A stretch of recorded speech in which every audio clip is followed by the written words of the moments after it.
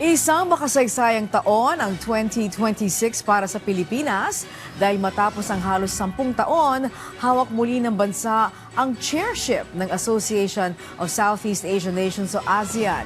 Ngunit paano nga ba nagsimula ang ugnayan na ito ng mga bansa sa Timog Silangang Asya? Alamin natin yan sa sentro ng balita ni Gab Villegas.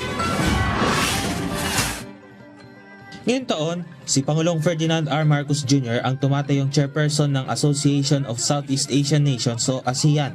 Pero paano nga ba nagsimula ang ASEAN? August 8, 1967, nang lagdaan ng mga foreign ministers mula Indonesia, Pilipinas, Singapore, Thailand at ng Deputy Minister ng Malaysia ang isang dokumento na magsisilang sa ASEAN at ito ay ang ASEAN Declaration. Ang nooy Foreign Affairs Secretary Narciso Ramos, Tun Abdul Razak ng Malaysia, Sinatami Rajaratnam ng Singapore at Tanat Koma ng Thailand ang mga itinuturing bilang founding fathers ng ASEAN. Taong 1974 nang unang maging dialogue partner ng ASEAN ang bansang Australia. February 24, 1976 naman nang unang idaos ang kauna-unahang ASEAN Summit sa Bali, Indonesia. Dito ay inihayag ng ASEAN ang kahandaan nito na magkaroon ng magandang relasyon at magkaroon ng magandang kooperasyon sa iba pang mga bansa sa rehiyon. Noong 1984 nang sumali ang bansang Brunei Darussalam sa ASEAN. Ang Brunei ang kauna-unahang bansa sa Southeast Asia na sumali sa ASEAN matapos ang 17 taon. Noong 1994 naman nang pinagtibay ng mga foreign ministers ang ASEAN flag bilang simbolo ng kooperasyon at pagkakaisa ng mga kasapi ng ASEAN. Noong 1995 naman nang mapabilang ang bansang Vietnam sa ASEAN.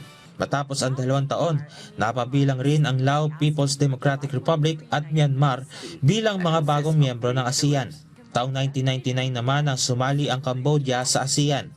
Noong 2007 nang lagdaan ng ASEAN Member States ang ASEAN Charter. 2015 nang binuo naman ang ASEAN Community.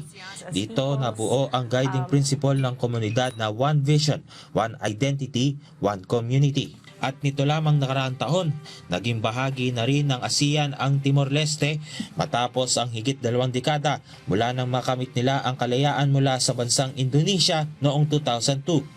Ngayon 2026, unang beses lalahok ang Timor-Leste bilang miyembro ng ASEAN sa ilalim ng chairship ng Pilipinas.